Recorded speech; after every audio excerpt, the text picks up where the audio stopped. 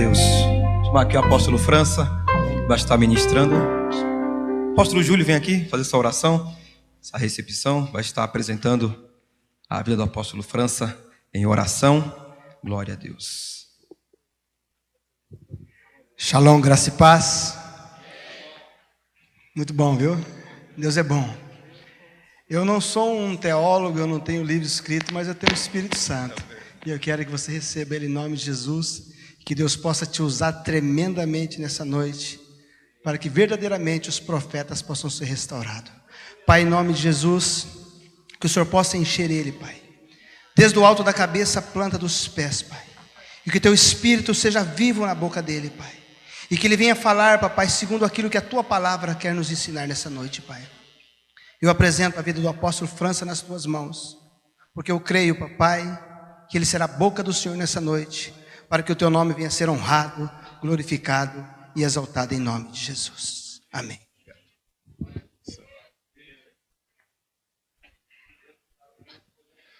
Graça e paz, igreja. Bom estar aqui com vocês. Eu sou um pastor muito feliz de ser pastor. Amo pastores. Penso que quando Deus olha o seu lugar onde Ele habita, Ele olha para a patente maior sobre a face da terra, que não é de um presidente, mas de um pastor. Deus ama pastores, o diabo odeia pastores. E houve uma época em que eu desejei não ser pastor, mas quando eu fui acolhido por um pastor que cuidou da minha vida, das minhas emoções, e eu passei por um processo de cura interior das minhas emoções. Eu percebi o quanto ser pastor é um privilégio. Não é uma escolha pessoal, é uma escolha soberana. Não há autoridade que provenha do ser humano. Todo o princípio de autoridade vem do Senhor. Queridos, eu estava refletindo essa questão do ministério pastoral, né?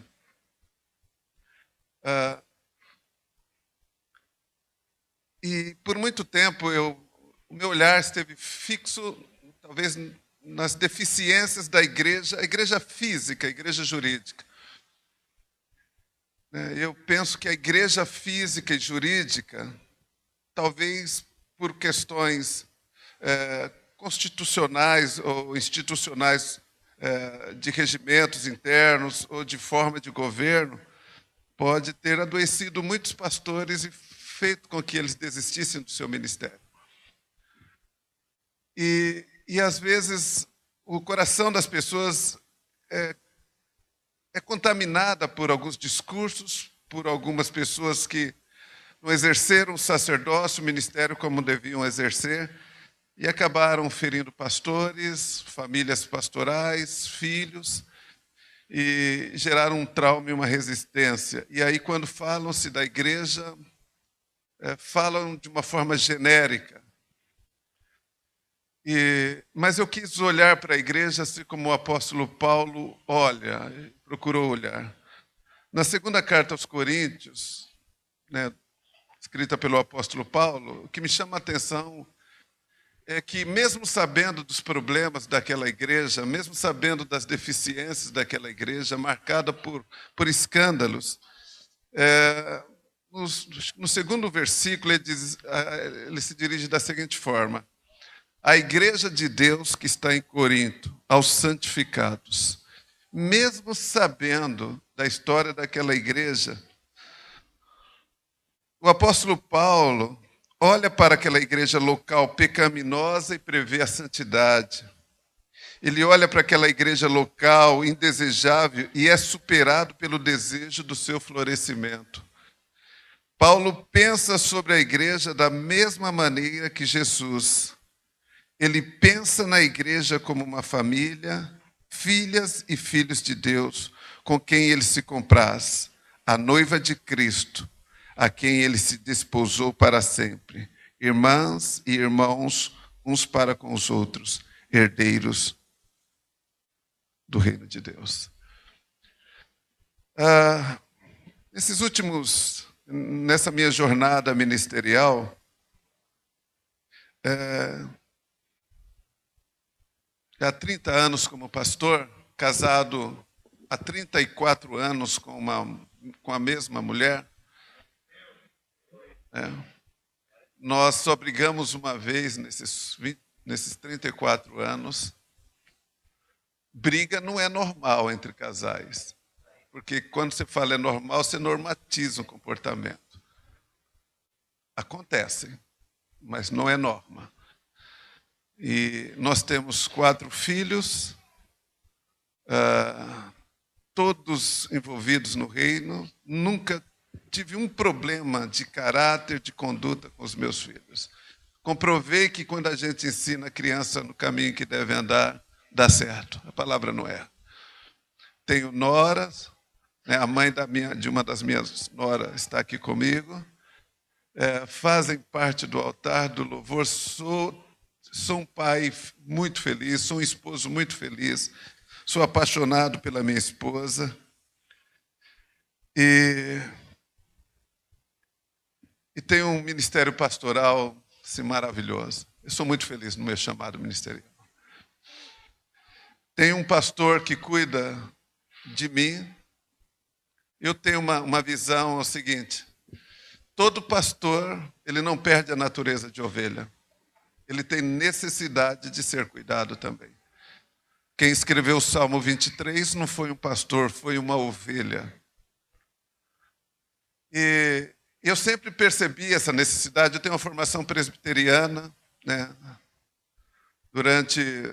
desde a minha conversão até 6 anos atrás, eu fui um presbiteriano e me orgulho e tenho honra desse meu útero espiritual, porque tenho uma formação maravilhosa.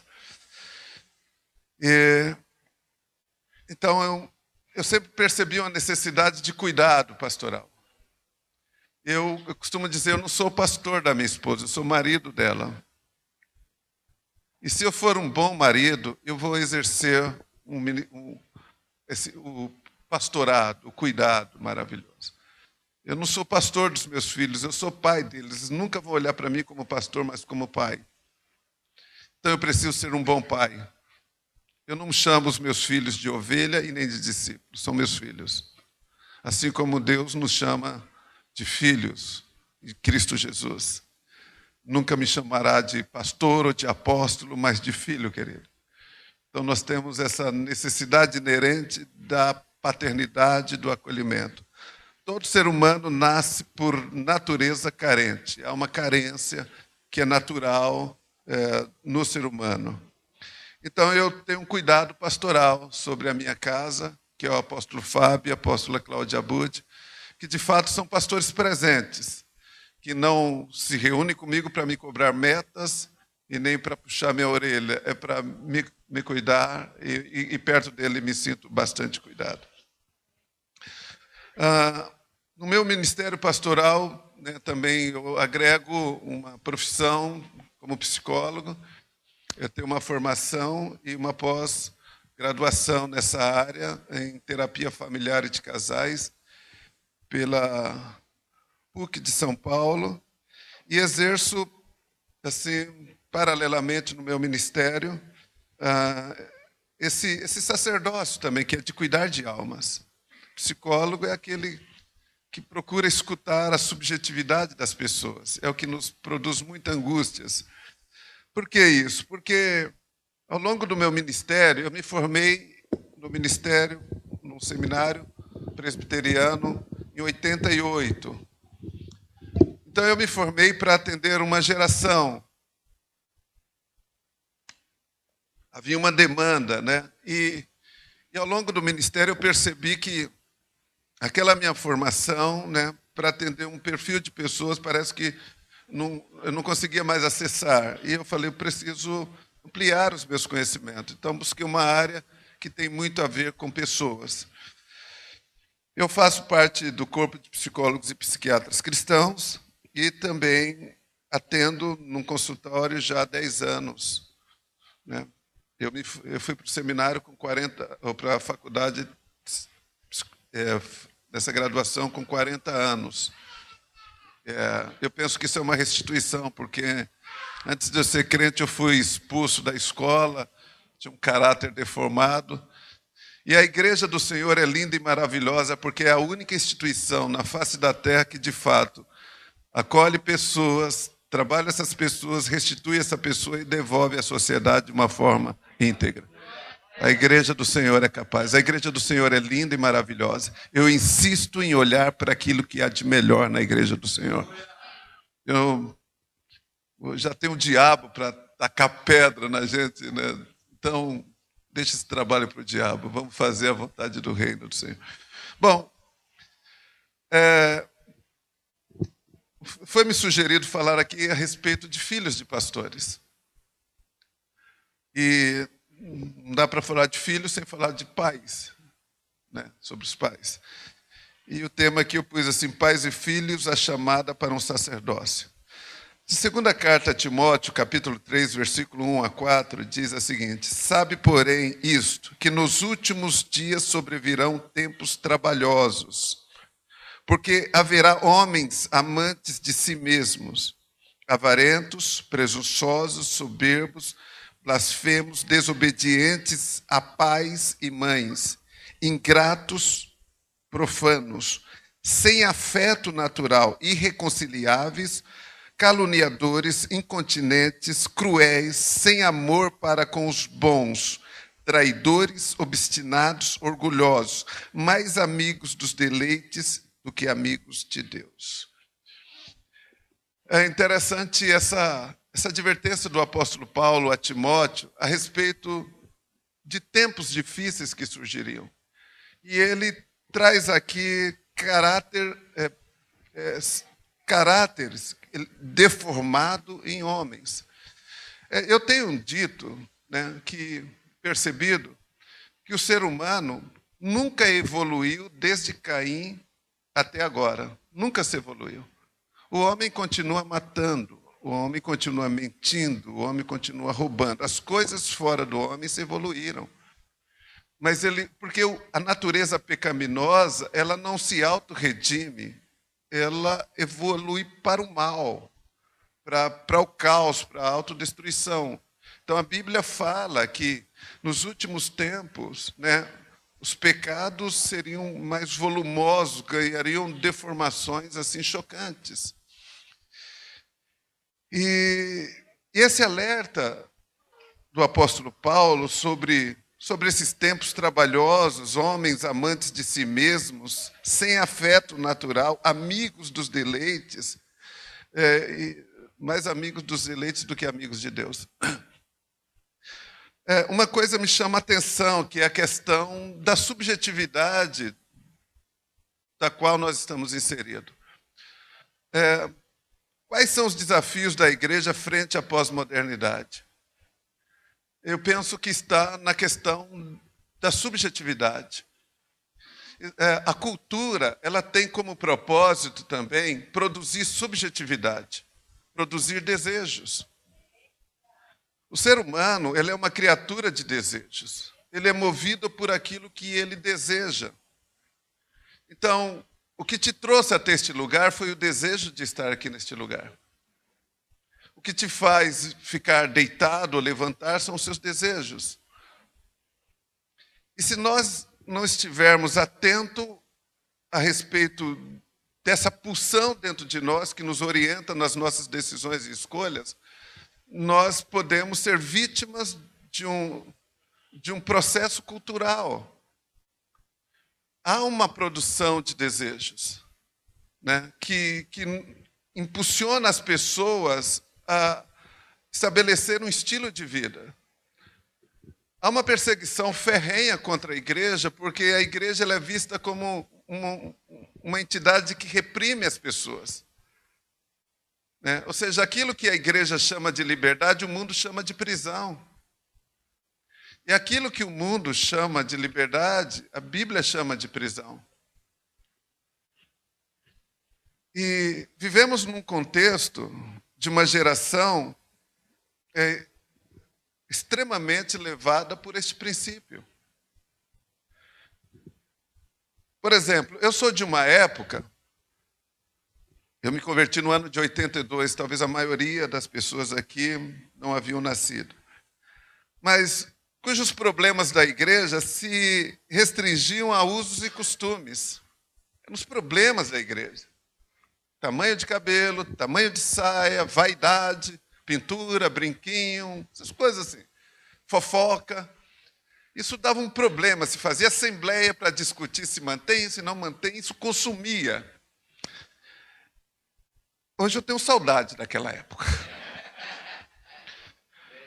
Porque a queixa mudou para questões extremamente preocupantes. Os problemas hoje na igreja são adolescentes com problemas de automutilação. São jovens com crise de identidade sexual, falando no nosso contexto. Então, são jovens com tendência suicida. Eu estou falando porque esse sintoma aparece na clínica. Todos os meus pacientes são crentes. Vai de filho a pastor, a apóstolo, a bispo, todos os meus pacientes são crentes. E isso para mim é preocupante, porque se a igreja está manifestando esse sintoma, como está o mundo? A igreja, ela tornou-se especialista no sobrenatural. Eu lembro-me de um rapaz que leu a Bíblia 13 vezes. Foi um paciente meu. E as 13 vezes que ele leu, ele estava internado numa casa de recuperação. E eu falei para ele, cara, eu nunca li a Bíblia assim, ó, de Gênesis a Apocalipse. Já li toda, mas assim, nunca li. A diferença é que eu nunca desviei.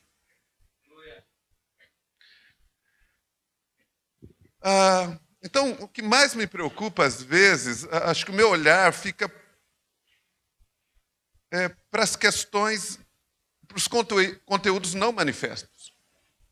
Aquilo que nós verbalizamos são as coisas que nós conseguimos lidar, as nossas confissões, os nossos problemas. Mas o que mais intriga são as coisas que nós não, os sentimentos ou as crises, a angústia que nós não conseguimos pôr ou manifestar. Então, homossexualidade. Há um empenho tão grande para que as pessoas sejam livres, e livres até do seu próprio corpo.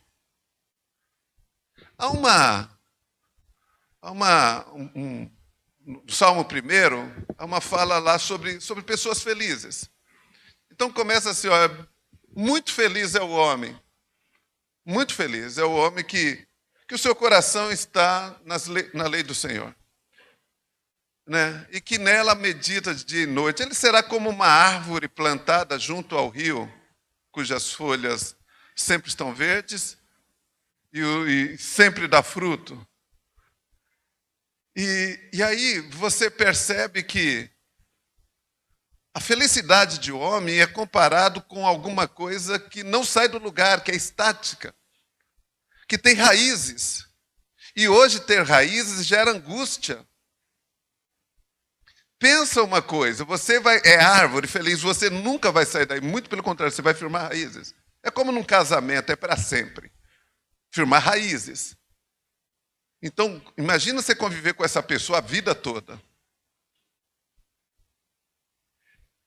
E vai dar o seu fruto no tempo certo. E junto ao rio que tem uma outra variante de dificuldade, porque ela vai ter que lançar raízes para fora, porque vem uma variante, que são águas, que vai forçar com que ela permaneça mais ali.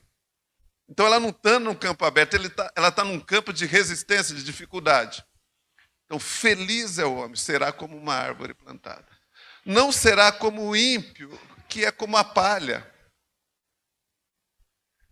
E não é o ímpio lá fora, mas é o ímpio que não busca viver de acordo com... É o ímpio dentro da igreja. Ou seja, está falando de alguém que busca caminhar pelo que está escrito, por princípios. E está falando que aquele que não caminha pelo que está escrito vai caminhar pelo que ele pensa, pelo que ele sente, pelo que ele deseja.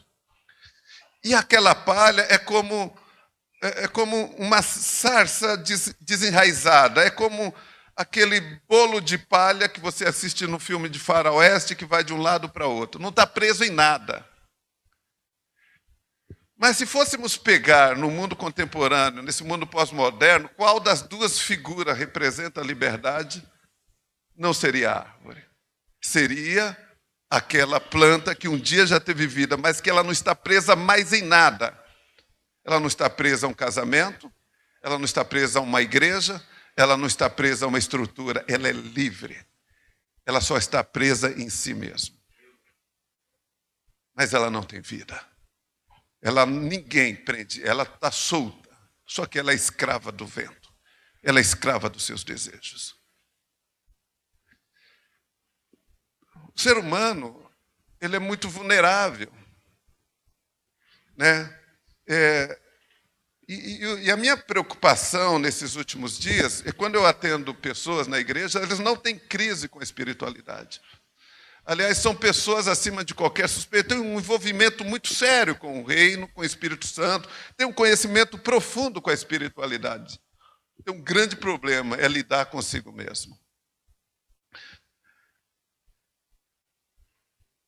Então, vivemos numa época de muitas transformações, tanto no âmbito sociocultural, quanto no âmbito do universo da igreja. Por exemplo, destaquei 2 aqui para a gente fazer uma rápida reflexão. A questão da comunicação. Comunicação e relação são os 2 pilares de dificuldade, tanto na igreja, quanto no casamento ou em viver em sociedade. Então, a comunicação ganhou novos canais de interação, né, as redes sociais, ganhou novos códigos, novos amigos virtuais. Como está a comunicação entre nós? É impossível não se comunicar. Se uma pessoa sentar calada ao seu lado, ele está te passando alguma informação. Aquela mulher que reclama, meu marido não fala nada, fica lá sentada no sofá, vendo televisão. Eu pergunto, o que você escuta com esse silêncio? Eu escuto que o que ele está fazendo é mais importante do que conversar comigo. Comunicação entre os filhos, pais e filhos. Como está o nível de comunicação?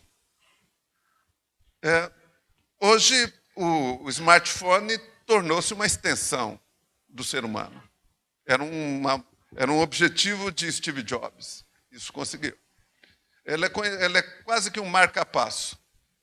As pessoas andam com uma tomadinha. Quando começa a diminuir a carga, o coração também vai diminuindo.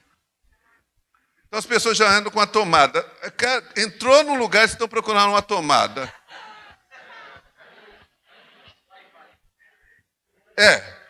E qual que é a senha do Wi-Fi? As pessoas entram assim, cara. E assim, quando conectam, parece que a reação é rápida.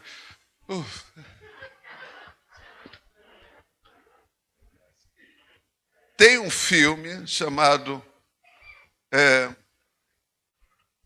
Homens, Mulheres e Filhos. É um filme secular, mas que fala muito dessa dinâmica que é uma realidade nas famílias atuais.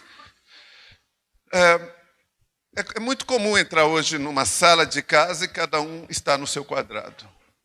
A comunicação mudou e você não vai ter controle sobre isso. Alguém me perguntou, apóstolo, é possível fugir disso? É impossível. Nós não vamos fugir disso. A questão é saber como essas coisas nos afetam, porque afetam. E como vamos lidar com essa afetação. Queridos, eu tenho um smartphone. Ou eu controlo ele, ou ele me controla. Então eu tenho que ter consciência dessa minha subjetividade. Isso tornou-se um comportamento patológico.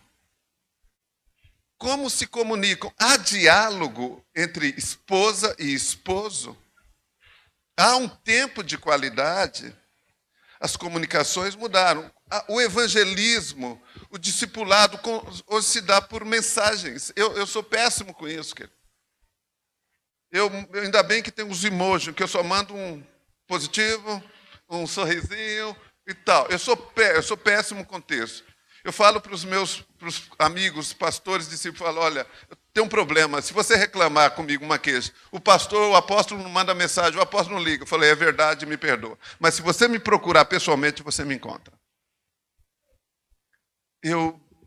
Então, trouxe benefícios? Sim, mas distanciou-nos também.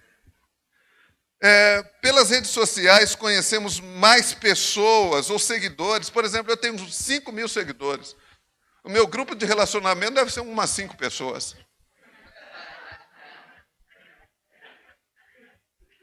É impossível ter relacionamento com qualidade com 5.000 pessoas. Então, ao mesmo tempo, você fala, nossa, eu tenho 5.000, mas quem são eles? Não sei. Não sei quem são.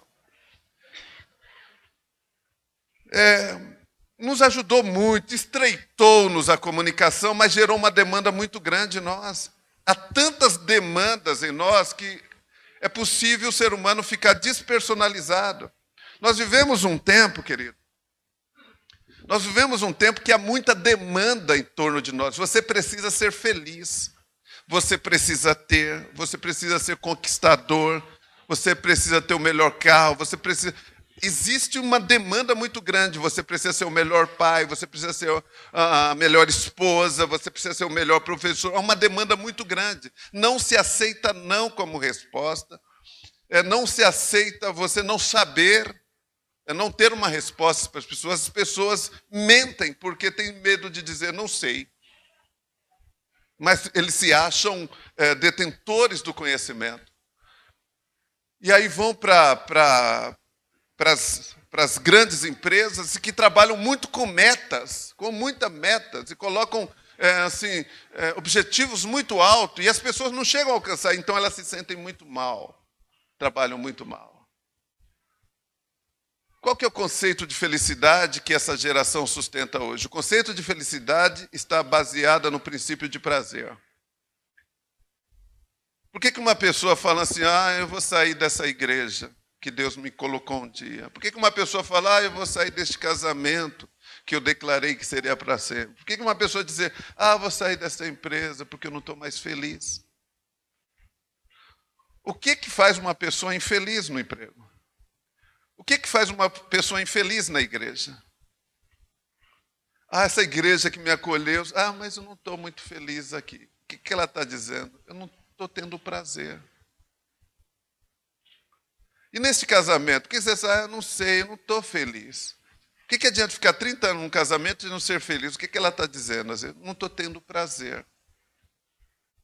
Querido, a felicidade não é ausência de angústia e não é ausência de problema.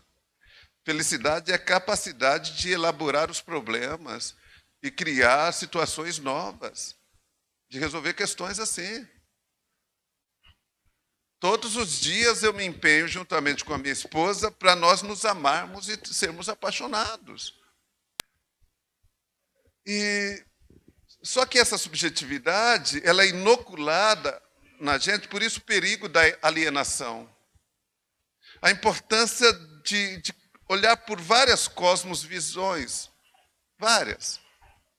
Eu procuro ler muito, para saber quais são as bases epistemológicas dos discursos ideológicos e políticos da nossa época.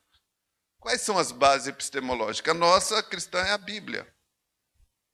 Mas quem são os pensadores que sustentam, que dão base para um discurso de uma cultura? E não nos enganemos, nós somos sugestionáveis. Por isso a importância de escutar aquilo que não é dito, não é verbalizado. Então, a verdade é que nesses tempos pós-modernos, a humanidade vem sofrendo novas incursões de valores e de desejos através das culturas. Então, a cultura, ela produz significados, ela produz subjetividade, E isso é inoculado em nós, já vem significado. Quando se pensa em Brasil, se pensa em carnaval, em samba e mulheres. Isso é cultura, já vai significado para lá. E você não escolheu isso, mas quando a gente já faz isso, a gente já faz uma conexão. É produzido desejos alimentares, por exemplo. Recentemente, a cultura da comida japonesa é uma prática recente. De repente, se você não comer comida japonesa, cara, você está fora. Obrigado. Como é que foi plantado esse desejo em nós? Você lembra a primeira vez alguém aqui que comeu açaí? Eu lembro a minha primeira experiência. Todo mundo, a juventude, tomei um açaí, mas falava com certo glamour. E quem não tivesse tomado açaí não sabia o que era a vida. E aí eu falei, eu preciso fazer parte disso. E aí eu fui numa igreja, foi num seminário de libertação, na Bola de Neve, muito tempo atrás.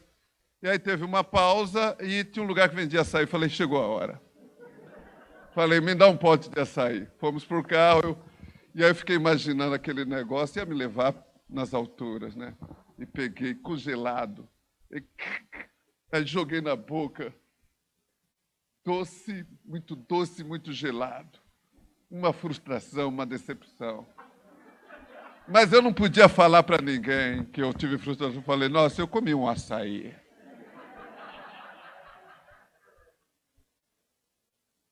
Essas coisas, queridos, elas não são buscas nossas, são construções sociais que nos levam a consumir produtos.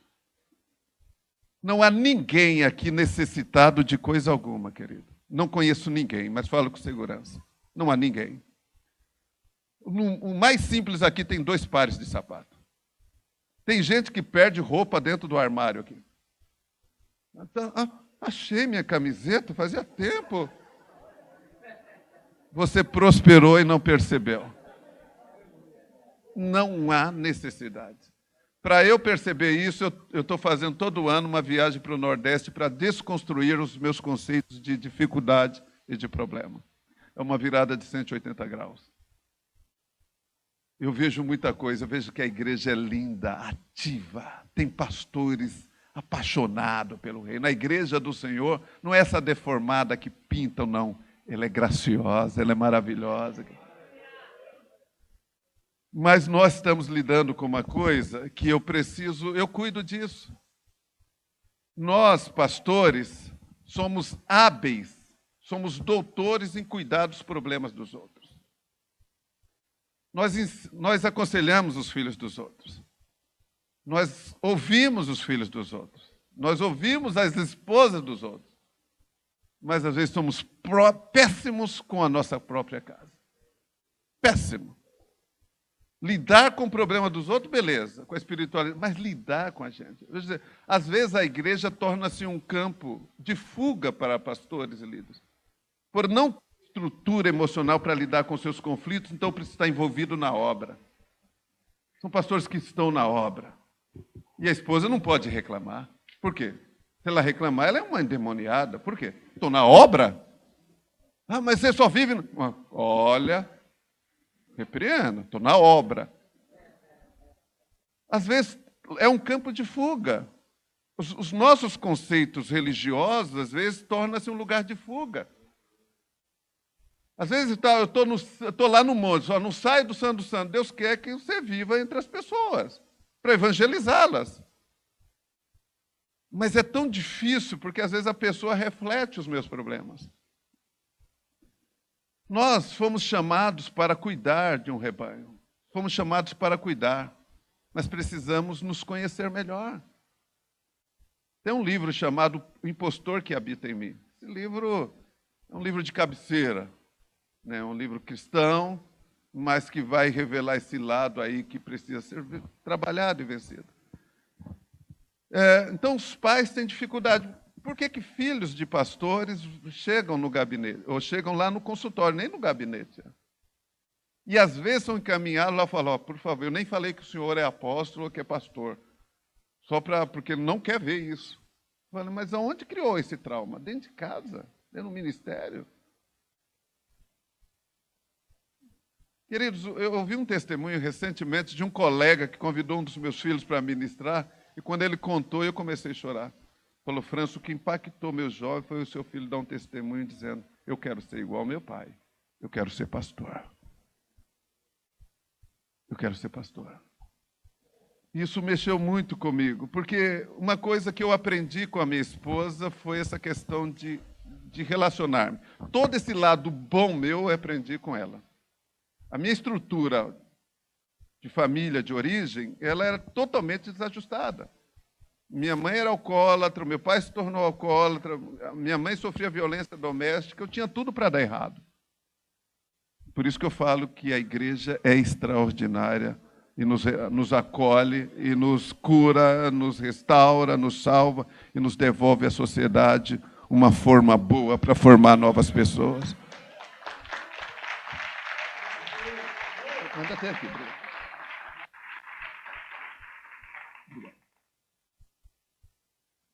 Então nós somos assim, eu sou apaixonado pela igreja, sou apaixonado pelo reino, sou apaixonado pela palavra do Senhor. E se houve um trauma no ministério, não foi por causa do chamado, porque Deus não erra no chamado. O chamado é a expressão soberana de Deus. Você não escolhe ser pastor. Deus te escolheu para ser pastor. Deixa eu dizer uma coisa, e não tem saída, porque quem põe a mão no arado não pode olhar para trás. Você deixa de viver os seus sonhos pessoais para viver os sonhos de Deus. E viver os sonhos de outra pessoa gera uma angústia tremenda. Meu querido pastor, essa angústia no teu coração, ela é legítima. Porque você abriu mão dos seus sonhos para viver os sonhos de Deus. Vocês moram aqui, na Baixada. O meu maior sonho é morar na praia. O maior sonho. Quando eu chego, falo, queria morar aqui. Aí eu vou para outro lugar, fui para Balneário Camboriú, onde parte dos meus discípulos mudaram. E aí a Edna falou, irmão, vamos vir para cá. Eu falei, eu quero. Mas eu não tenho direito de escolha. Eu cuido de um rebanho onde o Senhor me plantou. Então ele fez um trato comigo. Ele cuida dos meus sonhos, que eu cuido dos teus sonhos. Então há uma chamada gloriosa. E o chamado ministerial não é só para uma pessoa na família, não é só para o pastor. Quando eu fui de uma denominação tradicional, o chamado era só do homem, só do pastor. A esposa era a esposa do pastor. Fomos restituídos nisso. Ela é pastora ao meu lado. E então nós temos essa graça maravilhosa. E ela me ensinou muitas coisas. Ela veio de um lar de mesa, de sentar com os pais, dialogar e conversar. Eu nunca, não tenho uma memória, uma lembrança de ver o meu pai dialogando com a minha mãe. Então, como é que eu poderia reproduzir isso? Uma memória, não tenho. Conversei com meu pai uma vez na vida, e essa conversa durou uns 5 minutos, foi no leito de morte dele. Não havia diálogo, havia outras formas de comunicação. Quando eu casei, 4 filhos, um dia minha esposa fala, moça, você precisa conversar com seus filhos. Eu falei, eu converso. Aí eu pensei, não, eu não converso. Primeira experiência frustrante. Chamei o Igor, 12 anos na época, hoje ele tem 32 anos. Falei, Igor, vamos dar uma volta? Ele, vamos. Entrou no carro, passageiro lá e tal. Eu, ele, para onde ele vai? Vamos dar uma volta. E eu não sabia iniciar a conversa. Tudo bem, Igão? Tudo, pai. Como é que está a escola? Legal, pai. Tem alguma menininha? Não, pai. Você sabe para que serve isso entre as suas pernas? Eu falei, pai, eu não sabia dialogar com os filhos. Daí eu falei, poxa, como eu estou errado, meu irmão. Tudo aquilo que eu não queria reproduzir de casa, eu estava reproduzindo. Não intencionalmente. Porque era a única referência que eu tinha. As pessoas vão buscar no pastor, querido, não uma pessoa divina, mas não uma pessoa comum, querido.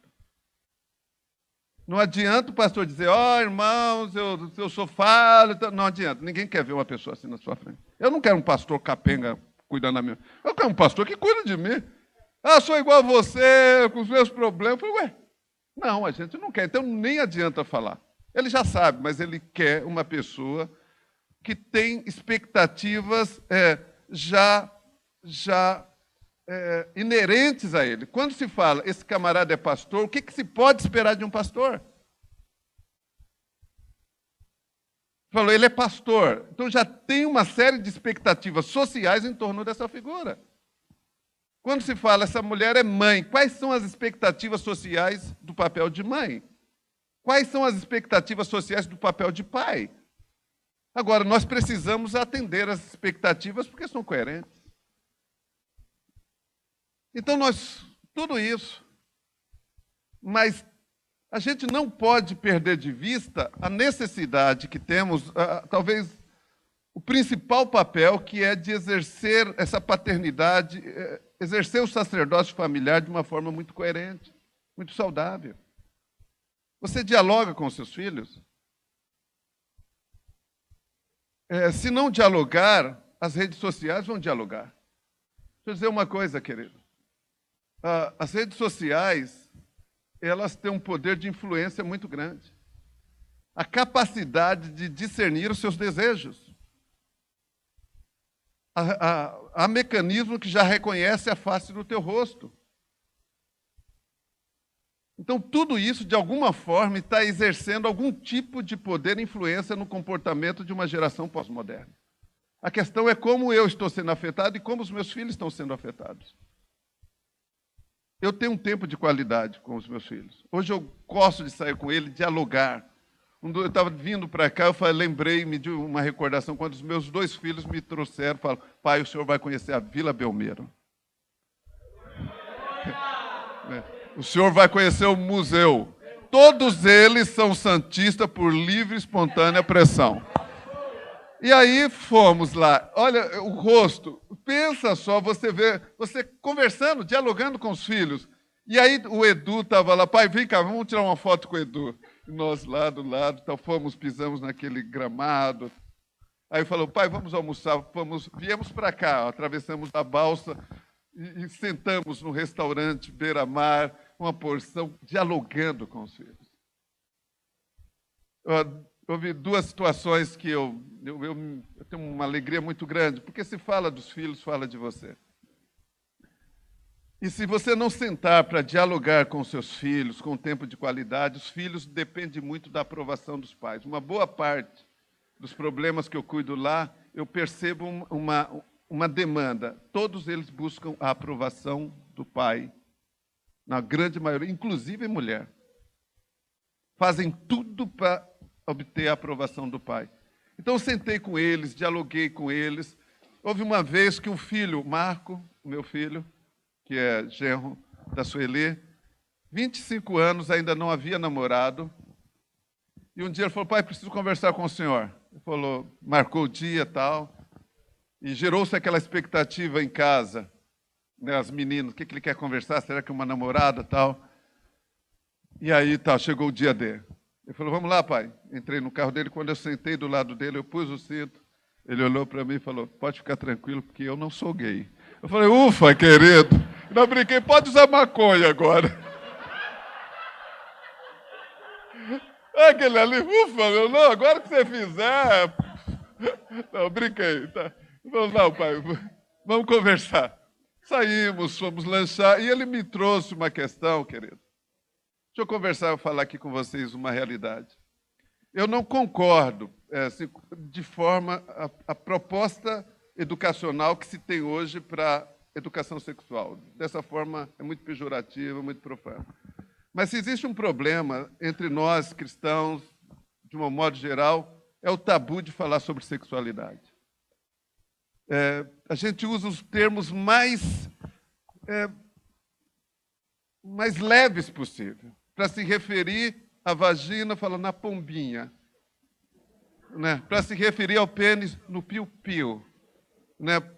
Então, falar, vou fazer xixi. Há um cuidado muito grande, se pisa em casca de ovo. É muito desconfortável falar sobre sexo com os filhos.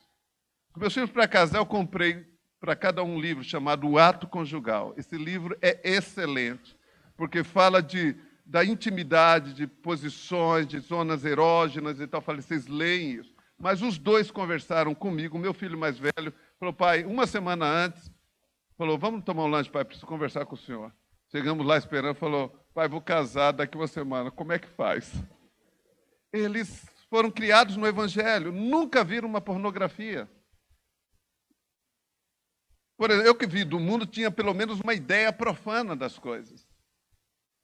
Mas pensa num lugar que só fala de Bíblia, de tal, etc., que é maravilhoso, mas chega uma área prática. Uma geração que produziu muitos jovens que, quando termina o ensino médio, não sabe que faculdade vai fazer. Não sabe de futuro. Jovens egoístas, narcisistas, inseguros e que vão para o casamento. E que com 1 ano de crise vai ter crise, no 1 ano de casamento vão ter crise de casamento, no casamento. Não sabem dialogar, tudo é aqui. Vão precisar de diálogo. Há uma demanda, há uma inerência. É uma inerência nossa. Nós carecemos de dialogar, de ouvir voz, de sentir toques. Né? Então, eu estou indo bem aqui para frente, queridos. Né? Quero respeitar esse tempo aqui.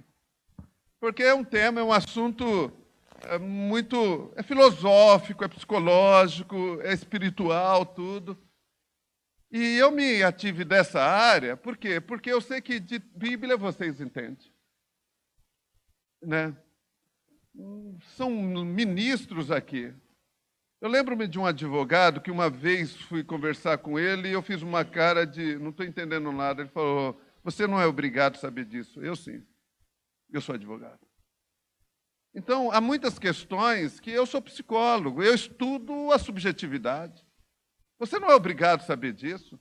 Então, não se senta diminuído no seu conhecimento, porque você é mestre na área que Deus te confiou. Tem lugar que eu vou sentar para te ouvir. E sou um servo, e sou um discípulo seu nessa área. Mas nós precisamos nos atentar para a questão da subjetividade, de como nós estamos sendo afetados, de como a nossa casa está sendo afetada. Tem filhos que têm segredo entre os pais. Eu cuido de homossexuais, e que os pais não sabem, e são desde criança. Segredo. Qual é o filho que tem um segredo? Por que o filho não conta para o pai? Porque o pai não vai ouvi-lo. Por que filhos mentem para os pais? Porque tem medo. Toda mentira, uma grande parte da mentira é por medo. Medo de não ser compreendido, medo de não ser aceito e tal. Então se mente, para evitar um desgaste. Então, eu penso que nós precisamos dedicar muito tempo a isso. É um tempo de qualidade. E aí eu peguei aqui um tema que é muito usado para palestra de casais. É um livro que fala das 5 linguagens do amor. Esses mesmos recursos a gente precisa usar na relação pais e filhos. Por exemplo, palavra de afirmação. Você elogia o seu filho? Uma vez eu conversei com um pastor, que era empresário, e o filho já com maior idade, já formado, eu perguntei para ele, você já consultou o teu filho para alguma coisa? Ele falou, nunca. Você está pensando em ampliar a sua empresa, você já pensou em trazer o seu filho e perguntar o que ele poderia surgir? Ele falou, nunca. Um filho único. Nunca ouviu um elogio. E o filho desenvolveu uma doença. Médico algum descobre. Na primeira vez que eu estive lá, eu falei, com o diálogo dele, de 10 palavras, pelo menos 7 era o pai. Sempre, o pai. Eu falei, percebo que a aprovação do teu pai é muito importante para você. Ele falou, sempre foi. E eu conversando com o pai, ele perguntou, França, como é que eu faço isso? Eu não sei fazer isso. A vida toda ele foi chefe, ele foi dono, ele mandou, ele pagou para as coisas. Então somatizou uma falta emocional. Problemas homossexuais, né, comportamento, desvio dessa conduta, de todos os meus pacientes, uma leitura que eu faço. Na grande maioria deles, aliás, de todos que eu já atendi, eu detectei o seguinte, necessidade afetiva. Carência afetiva. Sempre vai parar lá naquele lugar, em algum momento da sua vida, como isso começou. Carência afetiva. Então, palavras de afirmação, o pai presente em todos os processos do desenvolvimento do filho. Tempo de qualidade. Não adianta ficar com o filho e ligado lá, atendendo um discípulo. Não, queridos, olha, eu não levo o psicólogo para casa e nem levo o pastor para casa. Você chegar lá em casa, vai encontrar o José França de Oliveira, de bermuda e cabelo sem gel, fica assim. E eu vim de terno hoje. Esse terno é só para ceia, viu, irmãos? E lá eu sou isso, né? Eu preciso me desnudar em algum lugar, e vai ser em casa. Eu preciso ser quem eu sou em casa. Na clínica eu estou psicólogo, na igreja ou pastor ou apóstolo, mas eu não sou José França de Oliveira. Então, em algum momento, eu procuro um lugar que ninguém me conhece para ser somente eu e fico ali no meio da multidão como mais um ali. É onde eu me desnudo de todas as imposições sociais para ser aquele por quem Cristo morreu e que não foi por nenhum desses papéis.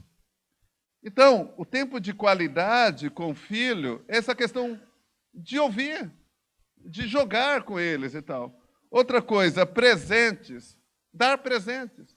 Quando saio, trago um presente. Eu gosto de presenteá-los, gosto de levá-los para almoçar. Todos trabalham, falam, deixa que eu pago. E eu sou retribuído nisso, né? Então, presentes para os filhos. Não é roupa. Às vezes, criança, por exemplo, não gosta de ganhar roupa. Vai falar, dá um presente. Ah, roupa? É um brinquedo. Né? E a mãe já aproveita para comprar o que precisa comprar com o nome de presente. Mas não foi a filha que escolheu. O marido que dá televisão para a esposa. Eu troquei para o seu aniversário, tá bom. Da máquina de lavar roupa, da fogão. Atos de serviços. Envolver os filhos, ajudar os filhos nas coisas deles, tarefas deles, envolvê-los nessas atividades. Querido, como a gente tem a ganhar e a gente abre mão dessas questões. A gente, às vezes, quer ocupar um lugar que só Deus pode resolver.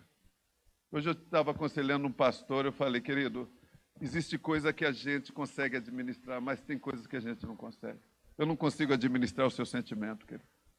Se você, que eu cuido com tanto amor e carinho, um dia decidir ir embora, eu não tenho poder sobre isso. E não vou usar de chantagem para dizer, é assim? Deixei tudo por amor a você, cuidei, te dei tudo isso, agora você está indo. Não, eu não vou usar dessa chantagem. Mas eu não tenho controle.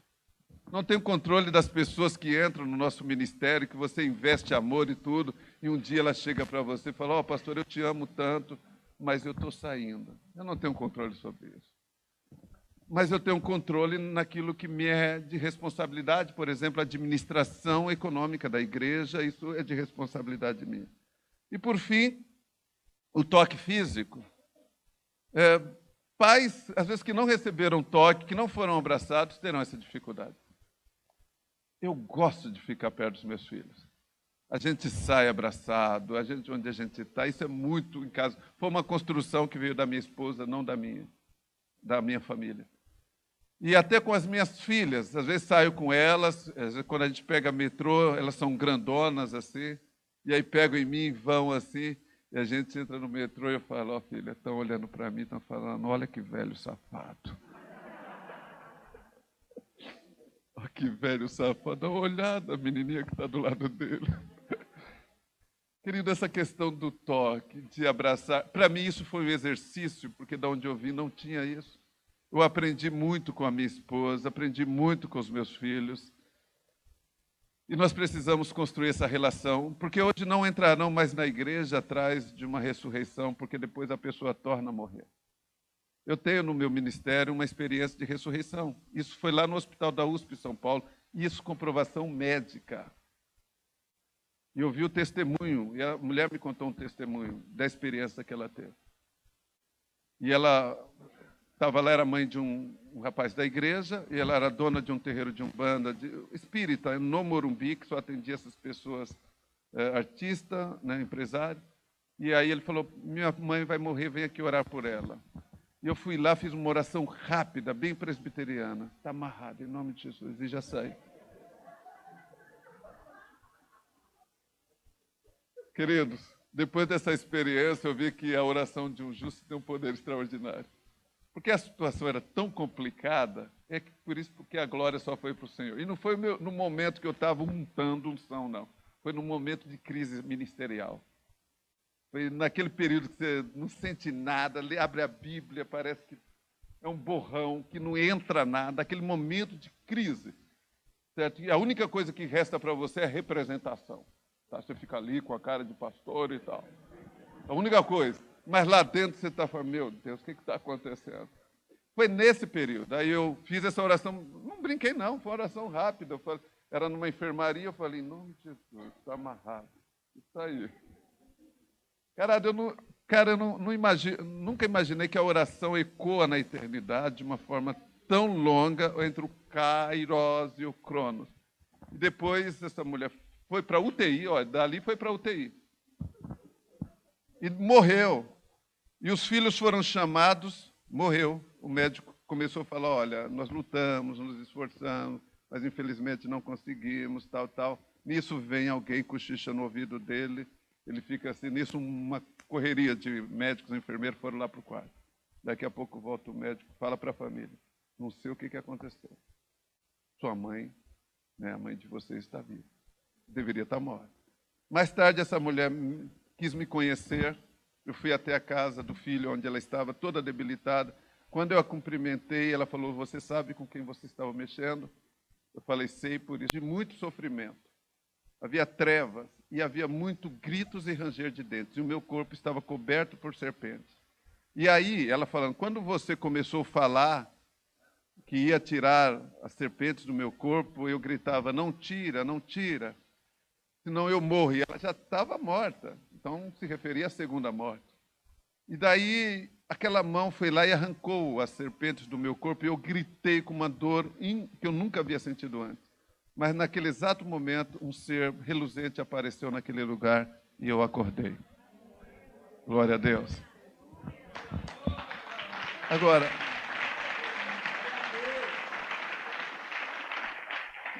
essa mulher vai morrer. Ela vai morrer. Agora, então as pessoas não precisam de tantos milagres. Eu sei que sinais seguem os que creem, mas o que as pessoas precisam hoje são de referências sadias, de famílias modelo, de um pastor em que se possa confiar, de filhos de pastores que são maravilhosos. O ministério é da família, é sacerdotal. Todos os filhos estão inseridos nessa chamada. Muito obrigado por este momento. Que Deus possa abençoar vocês.